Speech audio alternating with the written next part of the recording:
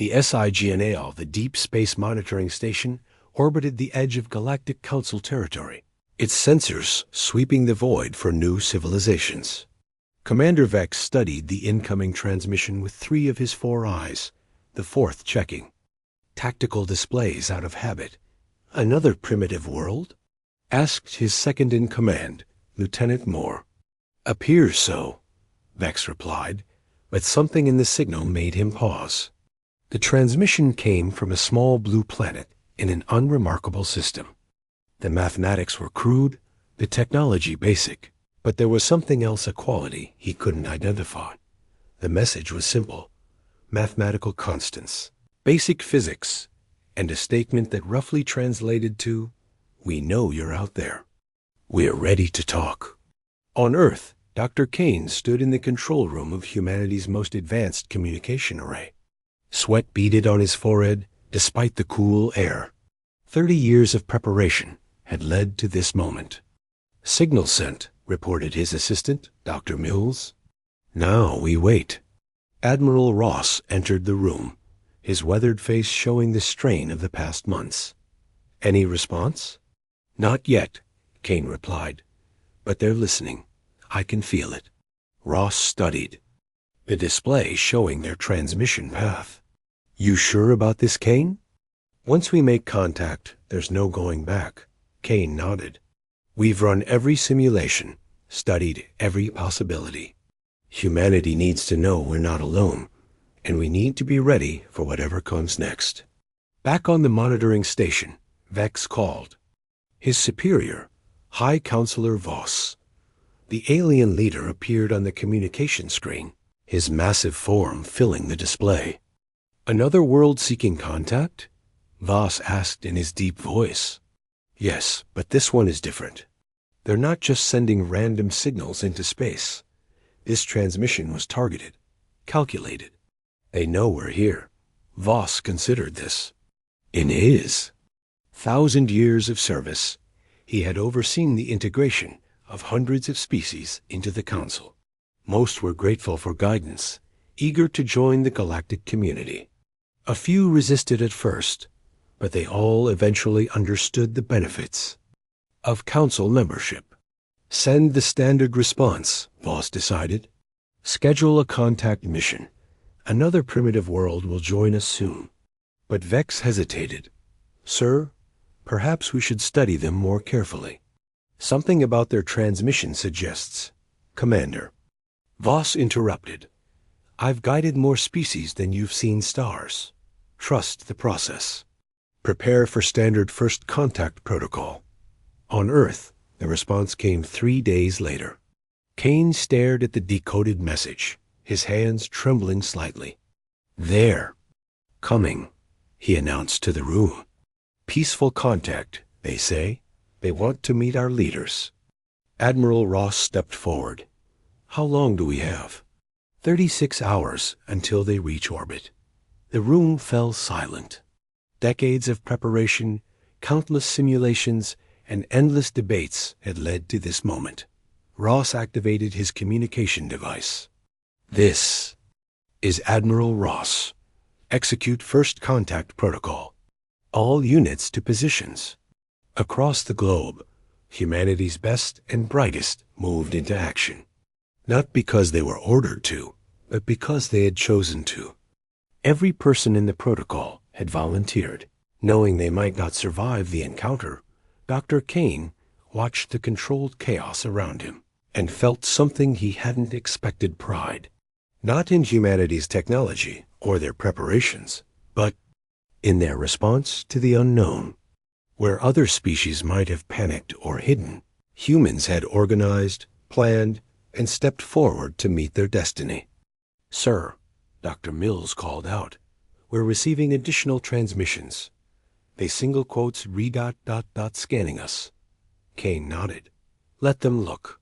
They'll see what we want them to see."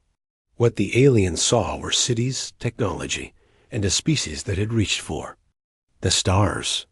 What they didn't see was the deeper truth, that this species had been forged in conflict, shaped by struggle, and strengthened by adversity in ways The peaceful galaxy had never experienced dot as the alien ships approached Earth's orbit. Both sides prepared for first contact. The Council expected another grateful addition to their community. Humanity expected the greatest test they had ever faced. Neither side knew that this meeting would change the galaxy forever. Asterisk, the alien ships appeared at dawn, their sleek forms cutting through Earth's atmosphere like silver daggers. Commander Vex stood on the bridge of the lead vessel, watching the blue planet grow larger on his screens. Primitive but organized, reported his tactical officer. They have satellites, space stations, and what appears to be a welcoming committee. Vex nodded. Most species either hid in terror or sent random, panicked messages when the Council arrived. This world had done neither. Instead, they had cleared a landing zone and positioned what looked like diplomatic and military personnel in perfect formation. "Sir?" The communications officer called out, "They're transmitting landing coordinates and safety protocols." "Safety protocols?" Vex asked, surprised. "They're giving us instructions?" On Earth, Ambassador Cruz stood with General Park at the edge of the landing zone. Behind them, hundreds of personnel waited in disciplined rank: scientists, soldiers, diplomats, and observers from every major nation. "Remember," Cruz said quietly, "we represent all of humanity today. Stay calm, stay united, and show them what we're capable of." General Park adjusted his uniform. 7 billion people are watching. No pressure. The alien ship touched down with barely a whisper, its advanced technology evident in every smooth line. A ramp extended, and the first alien stepped onto Earth soil. Commander Vex emerged first, his tall, blue-skinned form impressive in the morning light. Behind him came his diplomatic team beings from various species that made up the Council. They expected to see primitive humans cowering or falling to their knees in worship. Instead, they found Ambassador Cruz stepping forward with a confident smile, extending his hand in greeting. "Welcome to Earth, Commander. I am Ambassador Cruz, representing the United Nations of Earth. We're honored by your visit." Vex stared at the extended hand, confused. In all his years of first contact, no species had ever greeted him as an equal. They either feared him or revered him as a godlike figure. "You're not afraid?" Vex asked. Cruz's smile widened. "Should we be? You said you came in peace. We choose to believe you." Behind the ambassador, General Park maintained military, bearing while scientists held recording equipment and diplomats prepared translation devices. The entire scene spoke of preparation, organization, and confidence. Counselor Thane stepped forward from the alien group. His species, the Kalari, had been among the first to join the Council centuries ago. "We are here to offer your species membership in the Galactic Council. This is a great honor." "We appreciate that," Cruz replied. "We've prepared facilities for formal discussions. Our leaders are eager to learn about your offer." The aliens exchanged glances. This wasn't following the normal pattern. Usually, primitive species were either too frightened to think clearly or too amazed by alien technology to negotiate. "You seem remarkably calm for a species experiencing first contact," Thane observed. Cruz chuckled. "We've been preparing for this possibility for decades. Our scientists theorized about intelligent life. Our military planned for various scenarios, and our diplomats studied every historical first contact we could imagine. We're not unprepared." As they walked toward the prepared meeting facilities, Vex noticed something unusual. The humans moved with purpose, their formations precise but not rigid. Soldiers showed discipline but not fear. Scientists observed everything with obvious curiosity rather than amazement. "Tell me," Vex said to Cruz, "why aren't your people gathering to see us?" "Most species crowd around when we arrive. They are watching," Cruz replied. "But we believe in giving our representatives space to work. Every human on this planet knows what's happening here today. They're trusting us to represent them well.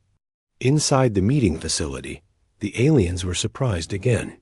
The room was perfectly prepared with translation equipment, comfortable seating for various alien anatomies, and refreshments that had been carefully researched to accommodate different species' dietary needs.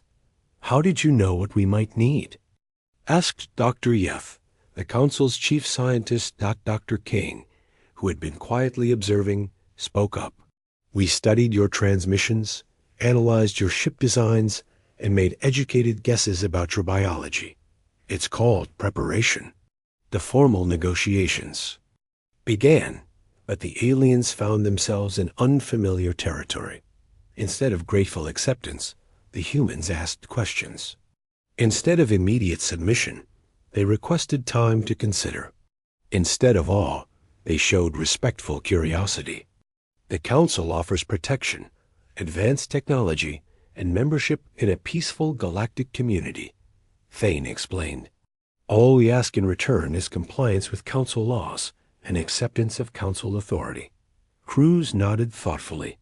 "What you're describing sounds like a form of government. We'd need to understand the full implications before our people could make such a decision." "Your people?" Vex asked. "You speak for your entire species?" "No," Cruz replied. "That's why we need time. Unlike species that might have single leaders or simple hierarchies, humanity is diverse. We have different nations, cultures, and governments. Any decision this important needs to be made by all of humanity, not just a few representatives." The aliens were quiet for a long moment. They had never encountered a species that insisted on collective decision-making for such an obvious benefit. "Most species are eager to join immediately," Thane said carefully. Asterisk. General Park spoke for the first time. "Most species aren't human. We've learned that decisions made in haste often lead to regret. We prefer to be thorough." As the day progressed, the aliens realized they were dealing with something unprecedented. These humans weren't primitive in the ways that mattered. They were organized, thoughtful, and surprisingly unified despite their claimed diversity. When the formal meetings ended, Commander Vex stood with his team outside their ship. "Sir," his tactical officer said quietly, "they're not reacting like any species we've encountered." Vex nodded, watching human personnel efficiently clean up the meeting area while maintaining perfect security protocols. "No, they're not. Send a message to High Counselor Voss. Tell him we may need to adjust our approach." As the alien ship lifted off, promising to return in 1 week for humanity's answer, Ambassador Cruz stood with his team watching the sky. "Think they expected us to say yes immediately?" General Park asked. Cruz smiled. "They expected us to be primitive. Instead, they found humans. That's going to be their first surprise." He was right. It would be far from their last. Asterisk. The T High Counselor Voss reviewed Commander Vex's report with growing concern. In 3,000 years of galactic expansion, no species had ever requested time to consider Council membership. The very idea was unprecedented.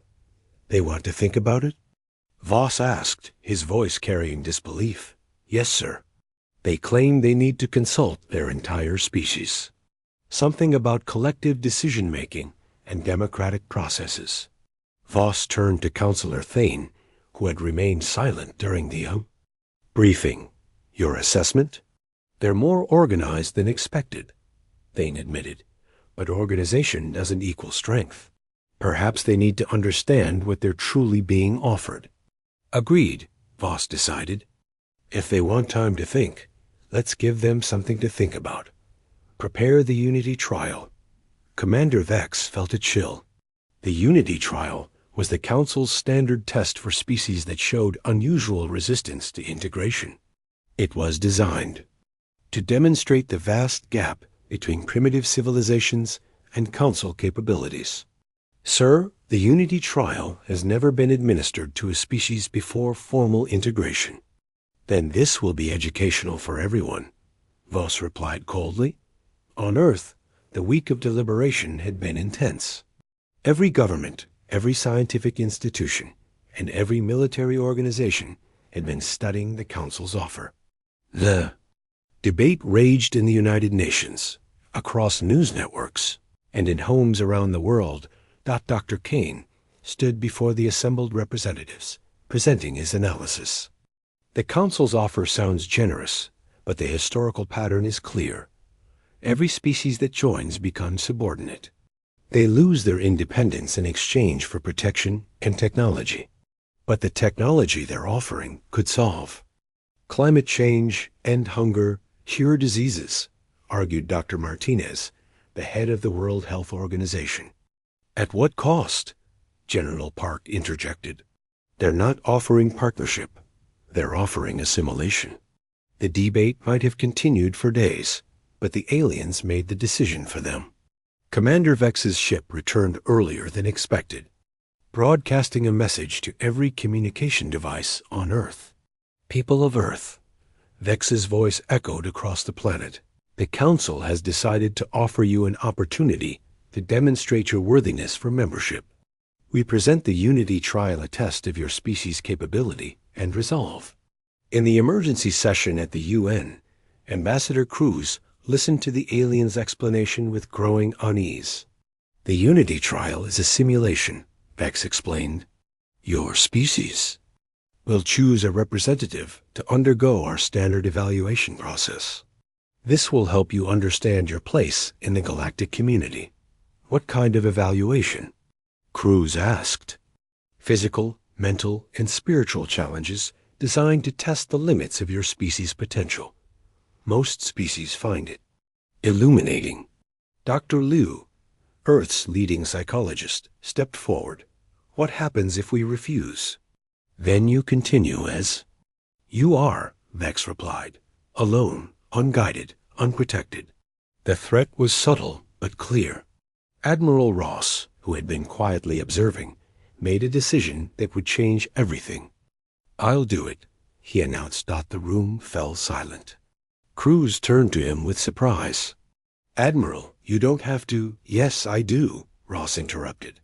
If they want to test humanity, let them test someone who understands what we're capable of. But Captain Blake, a younger officer who had been part of the first contact security team, stood up. With respect, sir, let me go. I've trained for unknown situations my entire career. This is what I do. Dr. Kane looked at both men, then at the assembled representatives. Whoever goes won't be going alone. We'll monitor everything, analyze every detail, and learn from whatever they throw at us. The Unity trial began 3 days later. The aliens had constructed a facility that looked innocuous from the outside, a simple dome surrounded by monitoring equipment. Inside, Captain Blake found himself in a chamber that defied physics, with walls that seemed to stretch infinitely in all directions. Begin, came Vex's voice from speakers that seemed to be everywhere and nowhere. The first test was physical.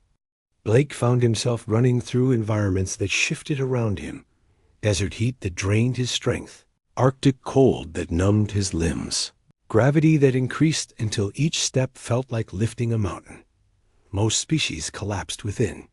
The first hour. Blake kept going. Interesting, Overseer Krim noted to his assistants. His physical limits are within normal parameters, but his mental response is unusual. He's not fighting the environment, he's adapting to it. The second test was mental. Blake faced scenarios designed to break his well-loved ones in danger that he couldn't save. Impossible choices between saving himself or others. Situations where every decision led to failure. Most species broke within the first scenario.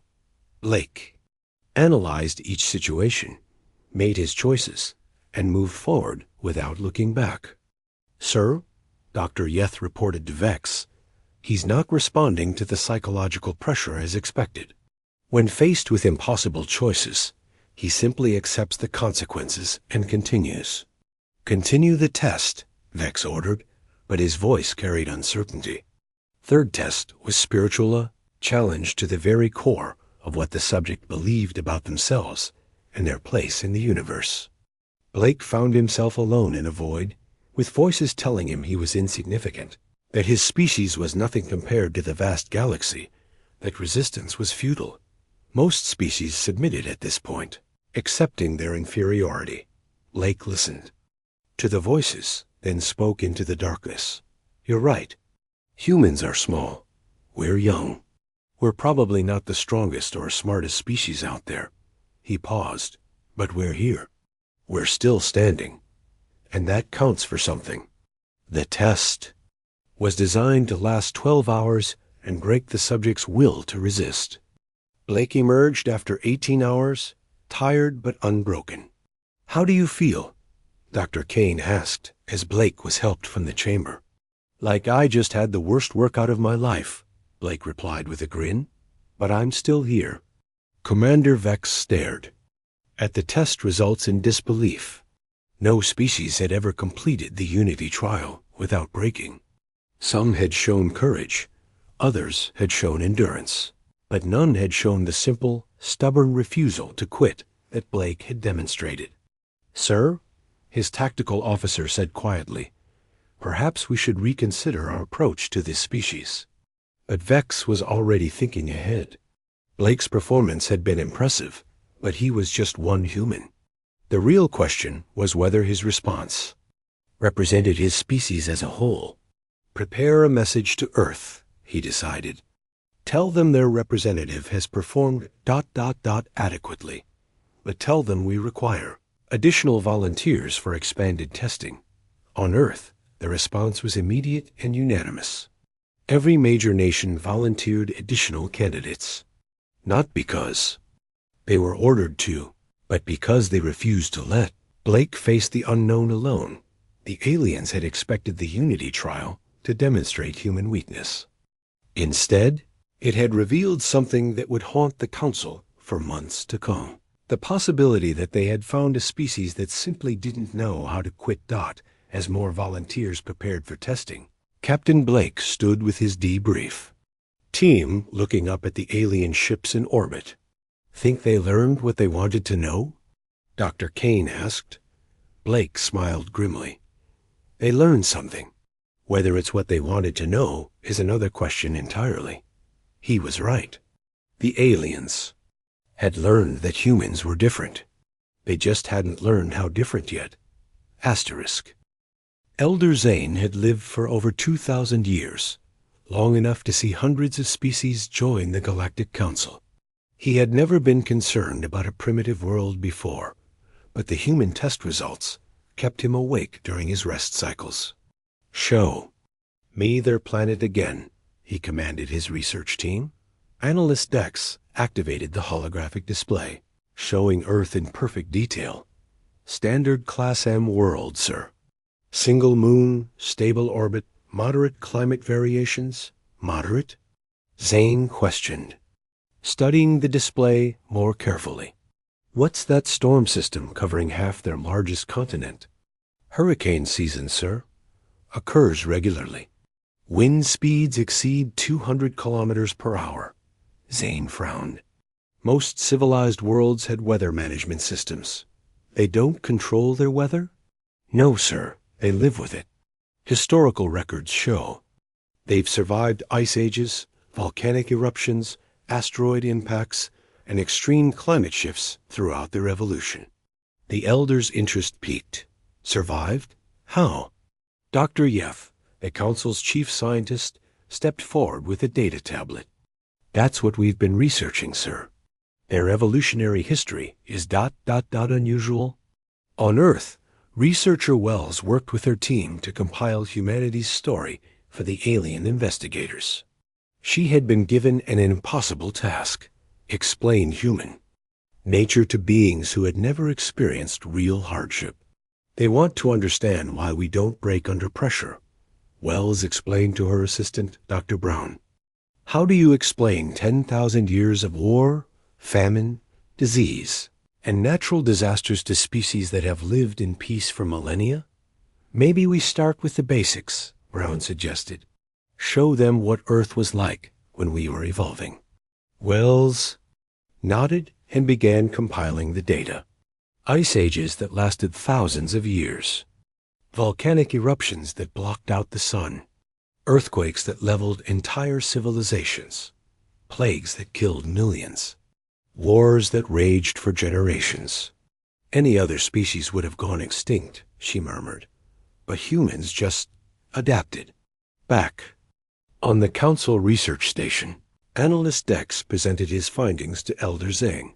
The holographic display showed Earth's timeline, with red markers indicating major catastrophes. Supervolcanic eruption 74,000 years ago, Dex reported, reduced their population to fewer than 10,000 individuals. Most species would have gone extinct, but they didn't, Zane observed. No, sir. They survived, adapted, and eventually thrived. Multiple ice ages, asteroid impacts, massive floods each time their population recovered and grew stronger. Dr. Yeth added his analysis. Their evolution is unprecedented, sir. Most species develop intelligence to avoid danger. Humans developed intelligence to survive it. The display shifted to show human history. Zane watched in fascination as the timeline revealed endless cycles of destruction and rebuilding. The Black Death, Dex continued, killed 1/3 of their population in some regions. They survived. World War II over 70 million casualties. They rebuilt. Natural disasters, famines, pandemics, each time they not only survived but learned from the experience. What about their wars? Zane asked. Most species stop fighting once they develop advanced technology. Sir, they've never stopped fighting. Dr. Yeth replied quietly. But they've learned to fight differently. They've developed concepts like rules of war and humanitarian aid. They fight, but they also help their enemies recover afterward. The elder studied the data in silence. In his 2,000 years, he had never seen anything like this. The Council's member species had all evolved on peaceful worlds with stable climates and abundant resources. They had developed technology to avoid hardship, not to overcome it. Show me their literature, he commanded. The display filled with human stories, poems, and songs. Zane read translated excerpts about heroes who never gave up, about ordinary people doing extraordinary things under impossible circumstances, about the belief that any challenge could be overcome with enough determination. They tell stories about failure, he noted with confusion. Yes, sir. But their stories about failure are about learning from it, growing stronger, and trying again. They have sayings like, fall 7 times, stand up 8, and what doesn't kill you makes you stronger. Elder Zane had heard enough.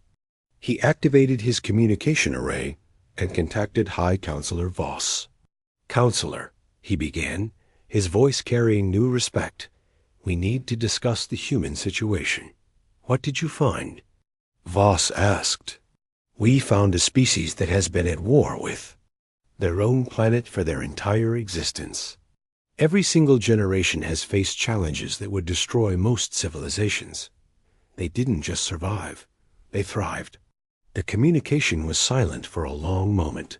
What are you saying? I'm saying we may have discovered something unprecedented. A species that has been naturally selected for survival, endurance, and adaptation. They're not just another primitive world, Counselor. They're a species that has been forged in adversity. On Earth, Captain Blake stood with Dr. Kane, watching the alien ships in orbit. More volunteers had completed the Unity trial, and each one had performed better than the aliens expected. They're studying us, Blake observed. Really studying us now. Kane nodded. Good. Let them learn what they're dealing with. Think they'll understand? Blake asked. Eventually. They're intelligent, but understanding and accepting are different things. That night, Elder Zane called a meeting of the Council's senior advisors. The holographic chamber filled with representatives from dozens of species, all wanting to understand the human situation. "The question before us," Zane began, "is not whether humans are suitable for council membership. The question is whether we are suitable for partnership with them." Murmurs of confusion rippled through the chamber. "Explain," demanded Councillor Thane. "We have built our civilization on the principles of peace, stability, and avoiding conflict. We have created a galaxy where struggle is eliminated, where hardship is prevented, where every species is protected from adversity." "Yes," Thane agreed. "That is our greatest achievement. But what if," Zane continued, "in eliminating struggle, we have also eliminated strength? What if, in preventing hardship, we have prevented growth? What if this species, forged in endless adversity, represents something we have lost?" The chamber fell silent. No one had ever questioned the Council's fundamental philosophy before. "The humans have a saying," Zane concluded. "Steel is forged in fire. Perhaps we are about to learn what that truly means." As the meeting ended, representatives from across the galaxy found themselves asking questions they had never considered before. For the first time in millennia, the Galactic Council was facing a species that challenged not just their authority, but their entire way of thinking. On Earth, humanity continued preparing for whatever would come next. They had no way of knowing that their very existence was forcing the galaxy's most powerful civilization to question everything they believed about strength, survival, and the nature of progress itself. The discovery phase was complete. The aliens now understood what humans were. Whether they could accept what that meant would determine the future of both species. Asterisk the C. Alelian attack came without warning. Commander Vex was reviewing human test results when his tactical officer's voice cut through the bridge's calm atmosphere. "Sir, emergency transmission from Outpost 7. They're under attack." Vex spun around, his four eyes focusing on the main display. Outpost 7 was a research station on the edge of Council space, home to 300 scientists and their families. "Who's attacking?" he demanded. "The Ravagers, sir.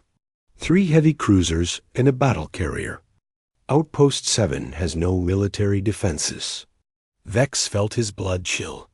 The Ravagers were a hostile species that had refused Council membership decades ago. They survived by raiding peaceful worlds, taking what they needed and destroying what they couldn't use. "Estimated time until the outpost falls?" 6 hours, sir. "Maybe less." Vex activated his communication array, sending distress signals to every Council ship in the sector. The responses came back quickly, all negative. The nearest Council fleet was 2 days away. By the time help arrived, Outpost 7 would be nothing but debris. On Earth, Admiral Ross was in a meeting with Ambassador Cruz when the emergency transmission arrived. The alien message was brief, but desperate. "This is Commander Vex of the Galactic Council. We have a humanitarian crisis. 300 innocent beings are under attack by hostile forces. We cannot reach them in time." Ross looked at Cruz, who nodded grimly. "Commander Vex, this is Admiral Ross of Earth Defense. What do you need?" We need ships. Fast ones. The outpost is 12 hours away at maximum Council velocity." Ross studied the star charts that Earth's astronomers had compiled. "We can reach them in 8 hours, but our ships aren't as advanced as yours. We don't have shields or energy weapons." "Your ships won't matter," Vex replied sadly. "The Ravagers have superior technology, but thank you for the offer." "Commander," Ross said quietly, "you don't understand. We're not offering to help. We're going to help." Within 2 hours, a human fleet launched from Earth. 6 ships, 2 destroyers, 3 cruisers, and a carrier loaded with fighters. By Council standards, they were primitive vessels with crude weapons and no defensive shielding. Commander Hayes stood on the bridge of the lead destroyer, watching the star field blur past. His ship was pushing beyond its theoretical limits, but the engines held. "Sir," his navigation officer reported, "we're exceeding safe velocity by 30%. Then we'll get there in 6 hours instead of 8, Hayes replied. "How are the other ships?" "Keeping pace, sir. All crews report ready for combat." In the fighter bay, Pilot Chun ran through her pre-flight checks. The human fighters were small, fast, and designed for one purpose: to get close enough to the enemy to hurt them. "Remember," she told her squadron over the comm, "we don't have their technology, but we have something they don't expect. We know how to fight dirty." The Ravagers had been attacking the outpost for 3 hours when the human ships arrived.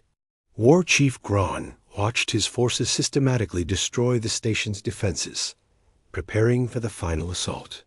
"Sir," his tactical officer reported, "unknown ships approaching.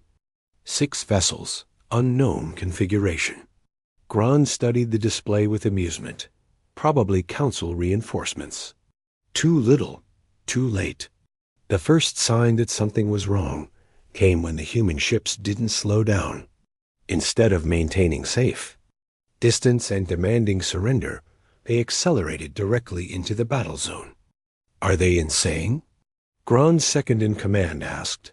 The second sign came when the human fighters launched. Instead of forming defensive screens, they scattered in all directions, moving in patterns that defied military logic. "They're not following standard tactics," the tactical officer reported with confusion.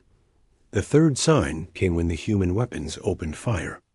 Instead of the expected energy beams, the aliens found themselves facing missiles, projectiles, and explosives that moved in ways their defenses couldn't predict.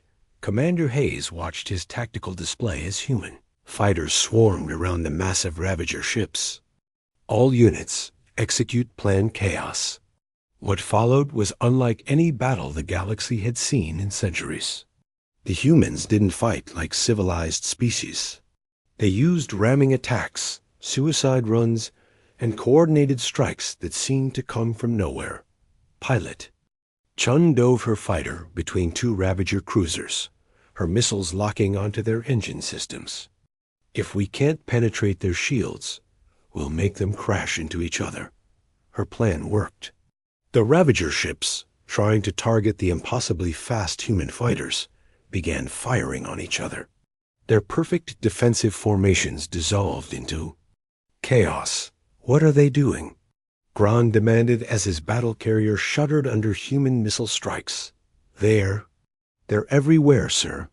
They're not fighting like military forces. They're fighting like ... double quotes. Like what? Like they're not afraid to die." The battle lasted 4 hours. When it ended, 2 Ravager cruisers were destroyed. Their battle carrier was crippled, and the surviving ship was fleeing the system. The humans had lost 3 fighters and taken damage to 2 ships. None of their vessels was destroyed. "Commander." Vex arrived with the Council fleet to find the outpost saved and the humans already beginning rescue operations. He watched in amazement as human medics worked alongside Council scientists, treating injured beings with equipment that shouldn't have been compatible. "How?" he asked Commander Hayes. "How what? How did you defeat them?" "The Ravagers have superior technology, better weapons, stronger shields." Hayes looked at him with surprise. "Technology doesn't win battles. People do. But your ships are primitive. Your weapons are crude. Our ships are fast enough, and our weapons work.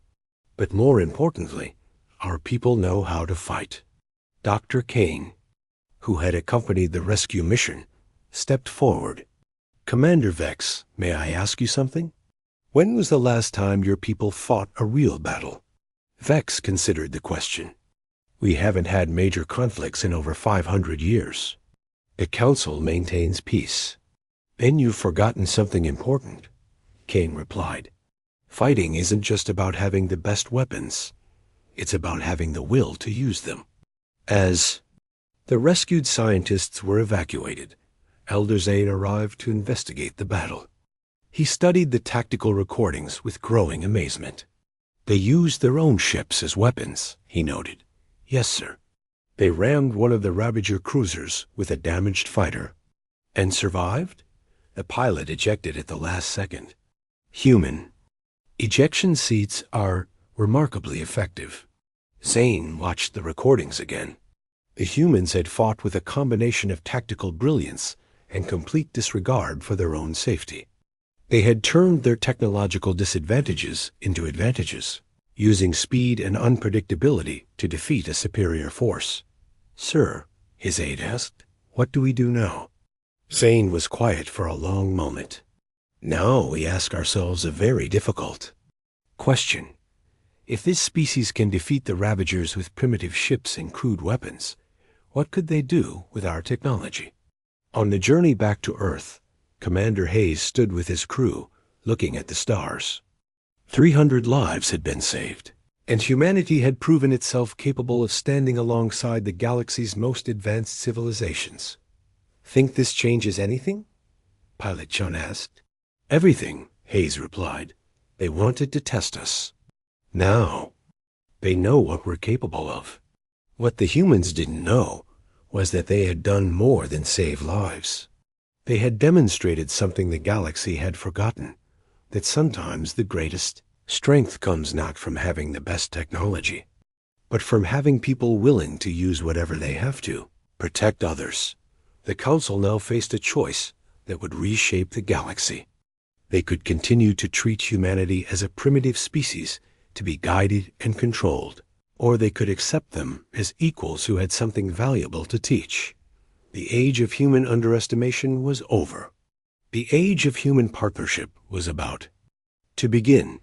The Arrivi Elation High Counselor Voss stood before the assembled leaders of Earth, his massive form dwarfing the humans around him. The meeting chamber at the United Nations had been modified to accommodate various alien physiologies, but the atmosphere remained distinctly human organized, purposeful, and somehow energetic in a way that made the aliens uncomfortable. We have requested this formal meeting, Voss began, to discuss the future relationship between the Galactic Council and the human species. President Stone, Earth's elected leader, nodded respectfully. We're honored by your presence, High Counselor. The actions at Outpost 7 have certainly opened new possibilities for cooperation. Voss studied the human leader. Like all council members, he was accustomed to dealing with species that either feared or revered him. President Stone showed neither emotion, only calm attention and careful consideration. Your species has surprised us, Voss admitted. Your performance in combat, your tactical innovations, your willingness to risk yourselves for strangers. These are not typical behaviors for newly contacted civilizations. Professor Gray, Earth's leading expert on comparative evolution, stepped forward. Perhaps that's because we're not a typical civilization, High Counselor. May I ask about your own species history? The question caught Voss off guard. In 3,000 years of leadership, no primitive species had ever asked about Council history. My people, the Alvari, evolved on a world of vast plains and gentle seasons. We developed agriculture, then industry, then space travel. We encountered the Council during our first interstellar voyage and were welcomed as members. No wars? Professor Gray asked. Minor territorial disputes, resolved through negotiation. Natural disasters? Some? We developed technology to prevent them. Gray nodded thoughtfully. And the other Council species? Elder Zane, who had been quietly observing, spoke up. Similar stories. Peaceful evolution, gradual development, integration. Through diplomacy. I see, Gray replied. Then perhaps you can help us understand something. Your species have had thousands of years to develop advanced technology, perfect social systems, and eliminate conflict. You've created a galaxy-wide civilization based on peace, prosperity, and cooperation. Yes, Voss agreed proudly. It is our greatest achievement. Then why, Gray asked quietly, couldn't you save 300 of your own people from a handful? Of raiders? The chamber fell silent. The question hung in the air like a challenge that none of the aliens could answer. Ambassador Cruz stepped forward, his voice gentle but firm. High Counselor, we're not trying to criticize your civilization, but we need to understand something fundamental. You've built a society that has eliminated struggle, hardship, and conflict. In doing so, you may have also eliminated the ability to deal with them when they arise. Dr. Kane activated a holographic display showing comparative data. Our analysis of the Outpost 7 battle reveals something troubling. Your ships are superior to ours in every measurable way: better weapons, stronger shields, faster engines. But your crews had no experience with actual combat. They followed standard procedures that assumed peaceful resolution. The Ravagers, Commander Hayes added, used standard military tactics: formations, coordinated attacks, predictable patterns. They relied on their technological superiority to win. And you defeated them, Voss noted. We defeated them because we don't fight fair, Hayes replied bluntly. We fight to win, using whatever advantages we can create. Your people fight by rules. In real combat, there are no rules. President Stone looked directly at Voss. High Counselor, may I share something with you? Earth's history is written in blood, struggle, and survival. We've fought wars that lasted generations. We've survived disasters that should have ended our species. We've faced impossible odds and somehow found ways to overcome them.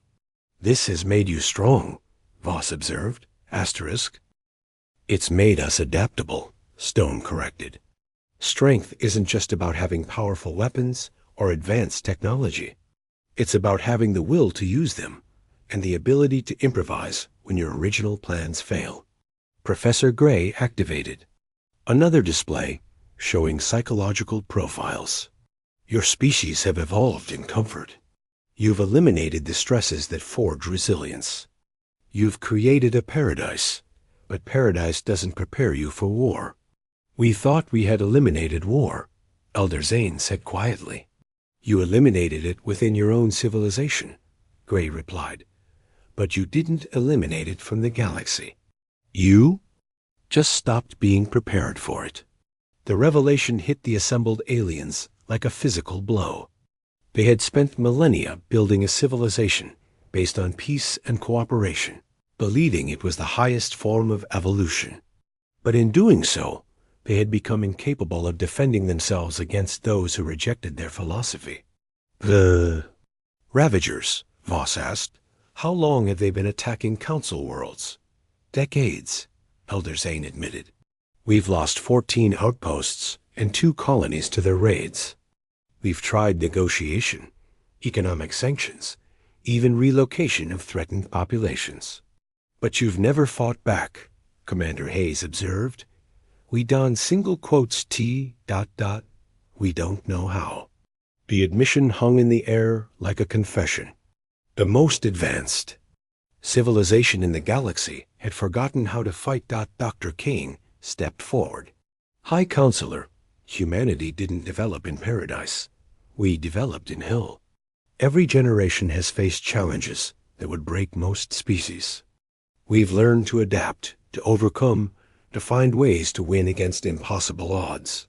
But this has made you violent, Counselor Thane protested. It's made us strong, President Stone replied. But strength doesn't equal violence. We fight when we must, but we prefer to build. We struggle, but we also create. We face hardship, but we also find joy. Ambassador Cruz activated a final display showing human art, music, and literature. Our struggles have given us more than just military capability. They've given us appreciation for beauty, compassion for suffering, and the determination to build something better. We're not asking you to become like us, Stone continued. We're asking you to recognize that your way isn't the only way. You've created a galaxy of peace, but you've also created a galaxy of weakness. We've created a world of struggle, but we've also created a world of strength. High Counselor Voss stood in silence, processing what he had heard. His entire worldview was being challenged by a species his civilization had dismissed as primitive. "What are you proposing?" he asked finally. "Partnership," Stone replied. "Not integration, not assimilation. True partnership. You have technology, resources, and knowledge that could benefit all of humanity. We have experience, adaptability, and strength that could benefit all of the galaxy." "You're asking us to change our fundamental philosophy," Voss said. "We're asking you to expand it," Professor Gray corrected. "Peace is valuable, but so is the ability to defend that peace. Cooperation is important, but so is the strength to stand against those who would destroy it." As the meeting ended, the aliens found themselves facing a choice that would determine the future of their civilization.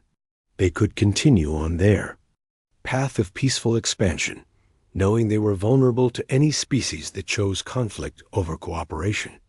Or they could learn from humanity that true strength came not from avoiding challenge, but from facing it and growing stronger.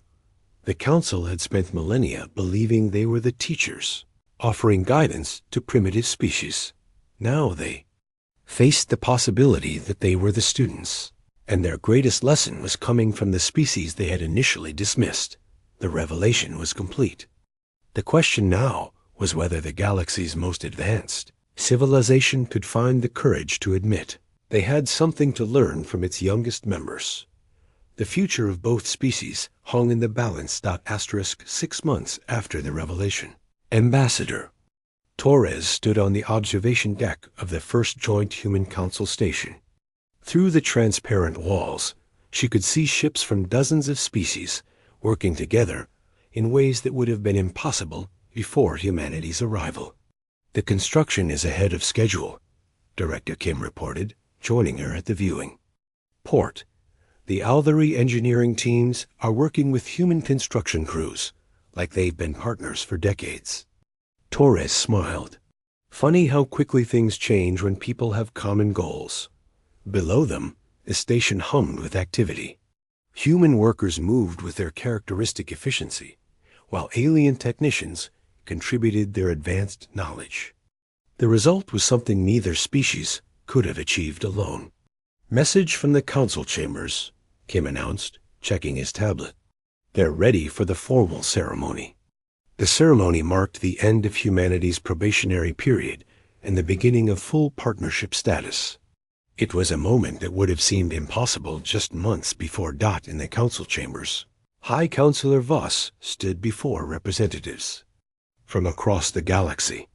The room that had once been a symbol of peaceful uniformity now buzzed with energy and debate. "6 months ago," Voss began, "we discovered that our greatest strength, our commitment to peace, had become our greatest weakness. We had created a galaxy where challenge was eliminated, where struggle was prevented, where growth through adversity was impossible." He paused, looking at the human delegation. "The humans taught us something we had forgotten. That strength isn't about having the best technology or the most resources. It's about having the will to use them and the ability to adapt when circumstances change." Elder Zane stepped forward. "The partnership with Earth has already yielded remarkable results. 17 council worlds have requested human advisors. Our defensive capabilities have improved dramatically, and for the first time in decades, the Ravagers have been not just repelled, but defeated." The evidence was undeniable. 3 weeks earlier, a joint human council fleet had cornered the Ravagers in their home system. The battle had lasted 6 hours and ended with the complete surrender of the raiding force. For the first time in council history, they had won a decisive military victory. "The humans didn't just teach us how to fight," Counselor Thane admitted. "They taught us how to think differently, how to see challenges as opportunities rather than problems to be avoided." President Stone stood to address the assembly. The partnership has been beneficial for humanity as well. Your technology has helped us solve problems we've struggled with for generations.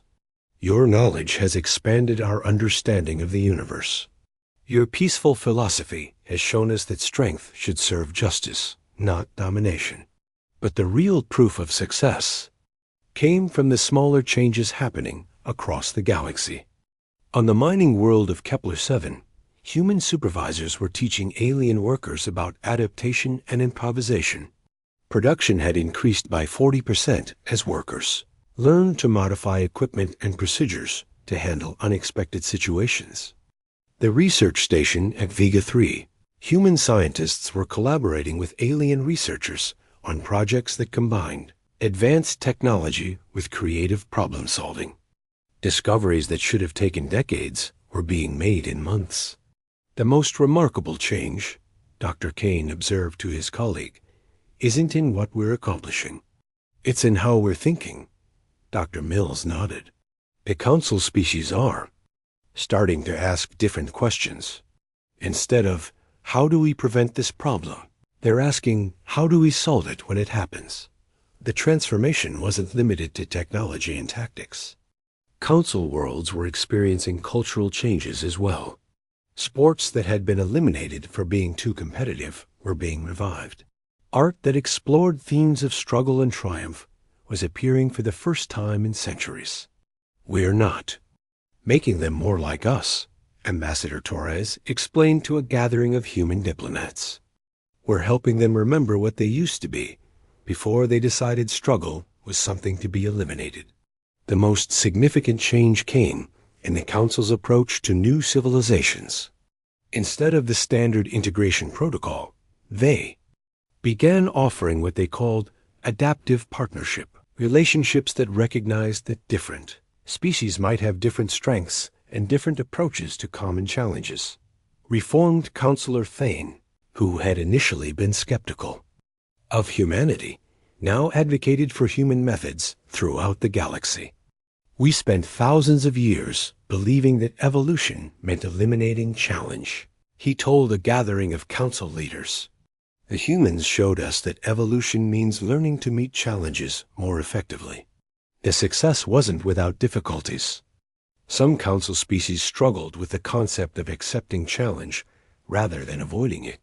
A few worlds experienced social unrest as populations grappled with new ways of thinking, but the overall trend was positive. The galaxy was becoming more dynamic, more adaptable, more resilient.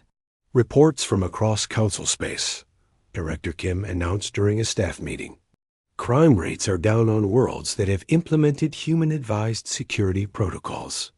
Economic growth is up in systems using adaptive management techniques. Even birth rates are increasing as species rediscover the joy of overcoming challenges together.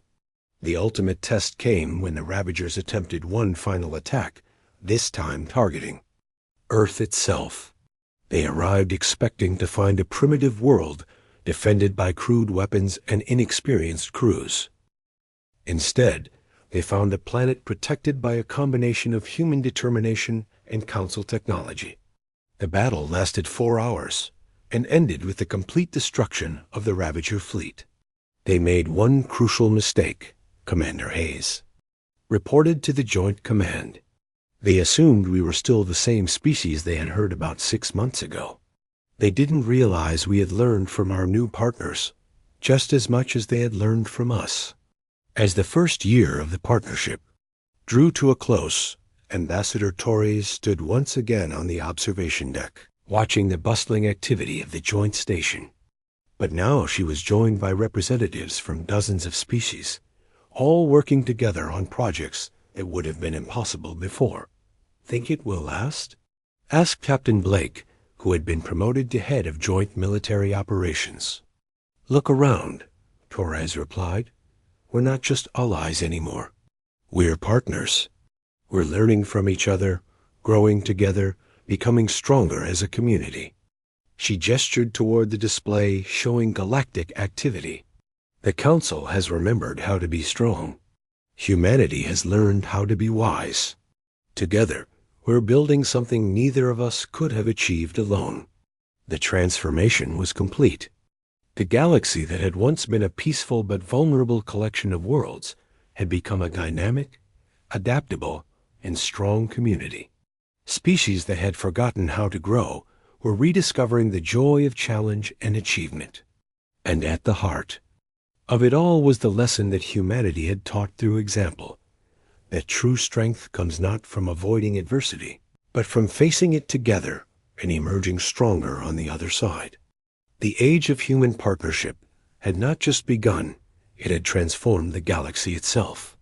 The species that had once been dismissed as primitive had become the catalyst for the greatest period of growth and strength the galaxy had ever known. As Torres watched ships from dozens of worlds working together in perfect harmony, she smiled.